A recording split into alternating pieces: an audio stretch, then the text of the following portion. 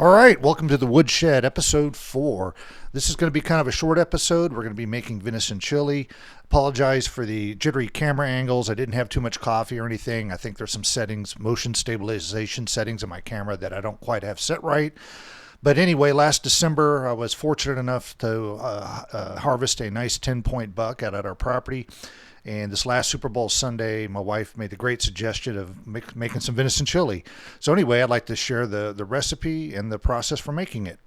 Okay, you can kind of see right here, just got done grinding up some about 3.5–4 pounds of venison using the large, the largest diameter grinding holes I can get in this grinder. You can sit there and dice it too, but that takes a long time. So anyway, this was the best way to go about it. We're going to add in a few other secret ingredients before we get this cooked up.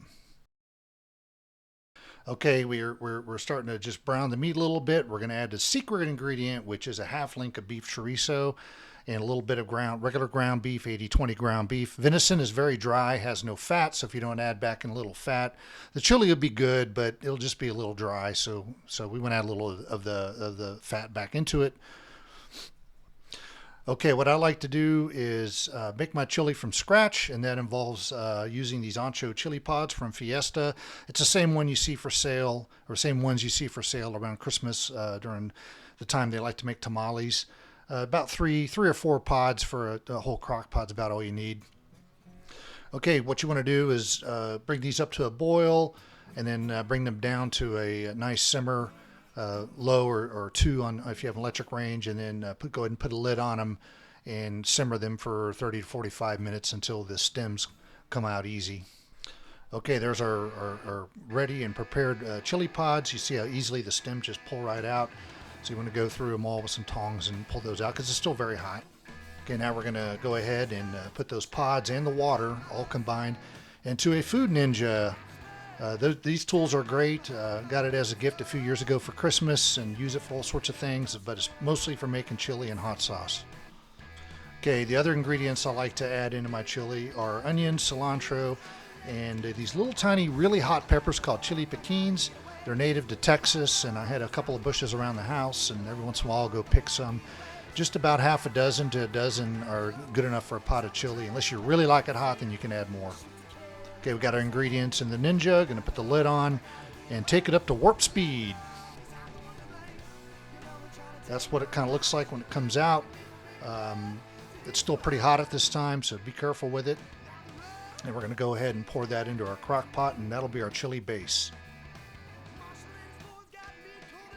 Okay, now time for the other ingredients.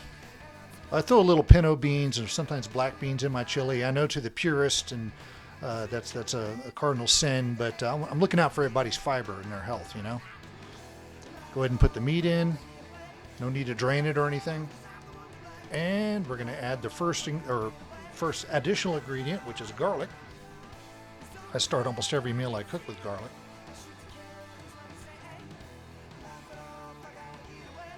Okay, once that's in, then we add the second most important ingredient in chili, in my opinion, besides the chili pods, is cumin. Add lots of cumin. Now, some folks will add things like Mexican oregano or even cinnamon or things like that to their chili. I'm kind of a purist. I like to keep it, to the basics, except for the beans, of course. And some kosher salt, salt that's been circumcised, I guess.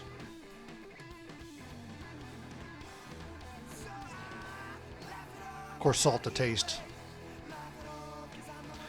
And then a little bit of tomato sauce. I put a little in there. Some folks like to, have it mostly tomato sauce. I don't. You do need it, but you don't need a whole lot. And then, of course, some beef stock. Sometimes I mix beef and chicken stock up together at the same time. All right, it's simmering for a couple hours now. You got to go in and mix it because it does come apart until it's fully cooked. As you see, some of the water and stuff's on the top. Just give it a quick stir, and a couple more hours, it'll be ready to go. Ready to go for Super Bowl Sunday.